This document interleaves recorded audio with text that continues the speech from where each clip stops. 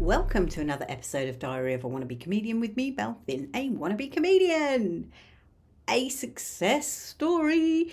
As you know, I'm a member of the Free Speech Union and I fully intend to renew my membership when that is up because not only do I need the protection I feel in this country at the moment, I also find it fascinating when I get updates about all the cases.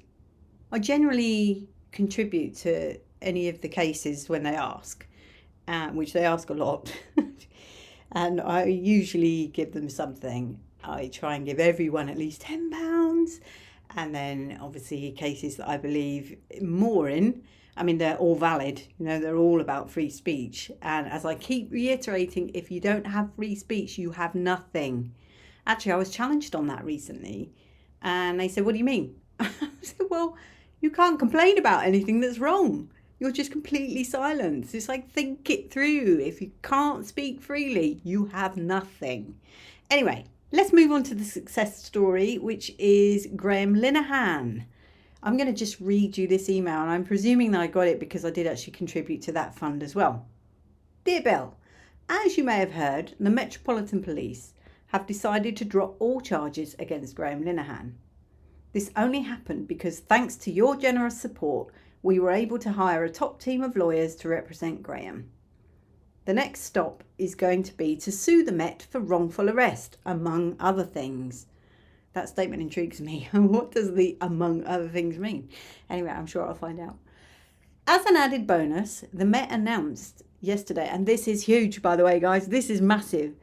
As an added bonus, the Met announced yesterday that they are no longer going to investigate non-crime hate incidents. This is a direct result of its embarrassing climb down over Graham. So you can pat yourself on the back for not just helping Graham, but for bringing about what we hope is the beginning of the end of NCHIs. A huge victory for which our members and supporters deserve the credit. With kindest regard, Lord Young of Acton. I am so chuffed. That is massive. It just goes to show, doesn't it? Even whatever you think about what happened to Graham, non-crime hate incidents are an offence to humanity. They really are. Brought in by Cameron, I believe, under the Conservative government.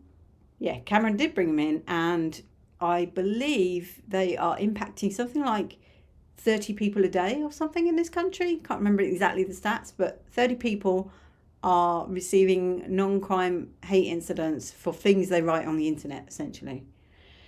And sometimes you don't even know.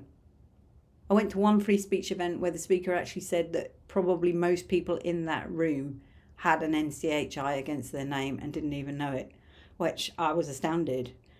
I have not checked. I'm presuming I haven't, but because I tend to just rely on the facts as they are. I don't embellish. Do you know what? That's rubbish, isn't it? I'm always sharing opinions, particularly on movies. I went to see Black Phone this week, and also, what was the other one? Good Fortune. Both mediocre films, both entertaining. Black Phone 2 the cinema was freezing, and because the whole thing was set in snow, it was just really uncomfortable. I was so cold by the end. I was literally wrapped up underneath my coat and my scarf. It was just so cold. They've got their aircon because we're in that funny month where one day it's hot and the next day it's not. I don't think they quite get the aircon right. Anyway, that was that movie. The other one was Good Fortune with Keanu Reeves and Seth, what's his name? I think he does Family Guy, doesn't he? Seth Rogen? Is that right? Entertaining film. I apologise, I can't remember the lead actor's name, Indian guy. But Keanu Reeves was, special. He played it so well. It's about an angel who just keeps getting it wrong, basically. And he swaps two people's lives. He swaps a poor person with a rich person, thinking that the poor person will want to go back to their life because they see value. And of course, why would you when you're surrounded by millions? So it's quite amusing. But anyway, yeah, I'm very truthful and open about my feelings about movies and politics, I think, in general. But I like to think that none of it borders on hate, except maybe some of the movies. Oh, I've just realised we're supposed to be doing an impossible decision, and I've forgotten the pack. Hold a second. I'll go and get it. It's in the other room.